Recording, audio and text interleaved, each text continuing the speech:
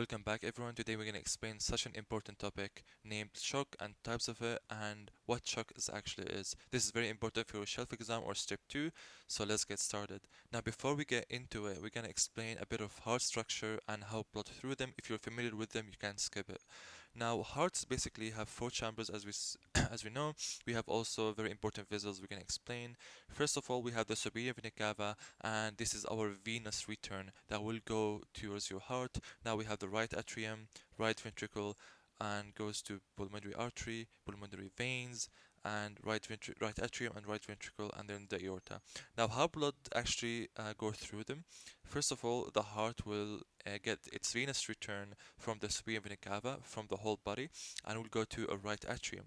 Now, from the right atrium, it will go through the tragus valves towards your right ventricle, then goes by the pulmonary artery towards your lungs, and then gets back by the pulmonary veins towards your left atrium, then left ventricle, and goes in towards the aorta, and then systemically towards your organs.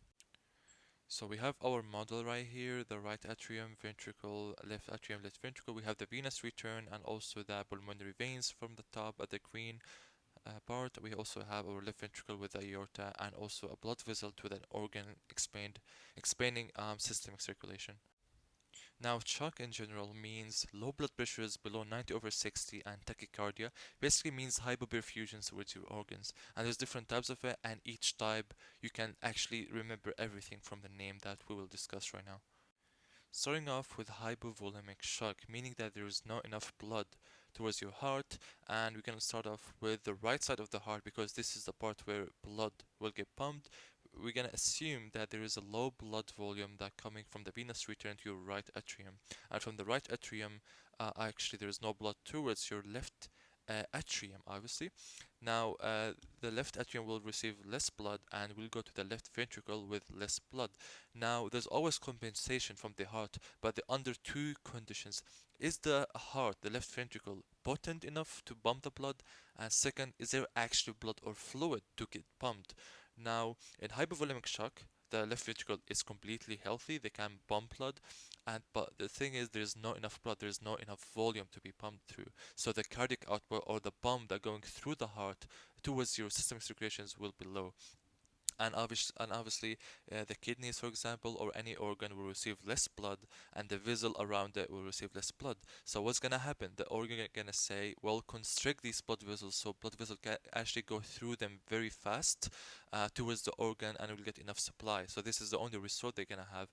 And what's the markers gonna look like? The right atrial pressure will be low. The pulmonary arterial pressure will also be low. The PCWB basically means the left atrial pressure will also be low, and the cardiac output, as we said, there's no enough fluid to be pumped through, so the cardiac output will also be low, and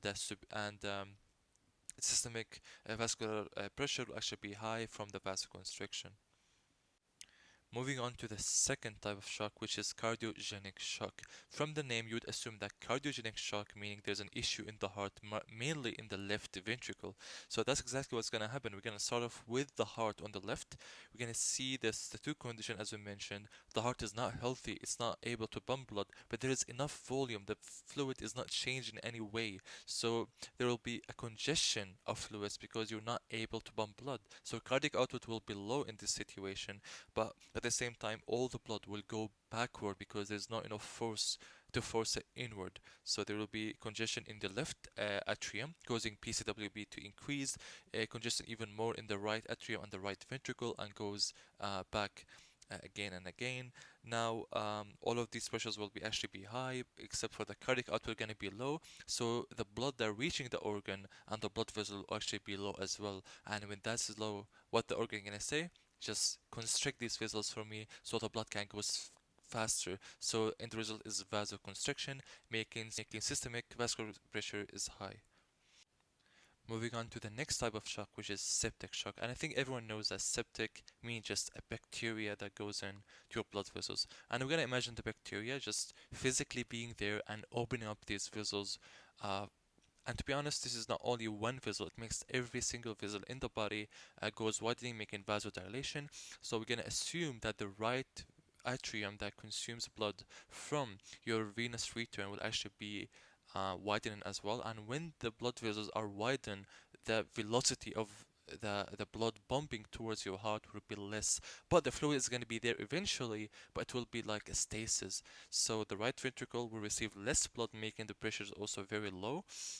It goes into your right ventricle, goes to the left atrium, and also goes to the left ventricle. And as we said, two condition is the left ventricle healthy? Yes, it is potent to actually pump blood, and there is enough fluid. Obviously, eventually we'll reach it, but it's in stasis right now. But obviously, we're gonna have reflux tachycardia and reflux increase in the cardiac output because these two conditions are finally accepted. So there will be low systemic vascular pressure and right atrium and pulmonary artery, and also left atrial pressure will be low, and there is an increase in cardiac output as we explained. Finally, we have the last part of our lecture, which is the obstructive shock. Now, obstructive shock, there's a lot of mechanisms that goes around it. For example, cardiac tamponade, for example, pulmonary embolism. But I want you to imagine it's a pulmonary embolism because most of this cardiac pressure will be the same in every single obstructive pressure. BE is just much easier to memorize and understand the dynamic with this particular thing I'm gonna do, which is basically cut off the blood supply between the right ventricle and the left atrium. Now, what's going to happen is there's an obstruction there, so the blood will actually go back towards the right ventricle and the right atrium. And when it goes back, there's going to be congestions and increase in the right ventricle and atrial pressure. But at the same time, there's not enough blood goes to the left atrium, making left atrial pressure with a BCWP going to be low, and the left ventricle will actually be consuming less blood. But at the same time, as we said, two conditions. Is it potent? Yes, it's healthy to pump, but there's not enough blood that goes in the left ventricle. As we said, there's an obstruction, making the cardiac output less. And actually, therefore, there will be less blood towards your vessels and the organs. What the organ gonna do is basically constrict these vessels, and the pressure is gonna be like right atrial pressure and pulmonary artery gonna be high, and less PCWP pressure, basically left atrium, and less cardiac output because there's no two condition as we mentioned, and there's an increase in the vasoconstriction, making systemic vascular pressure higher.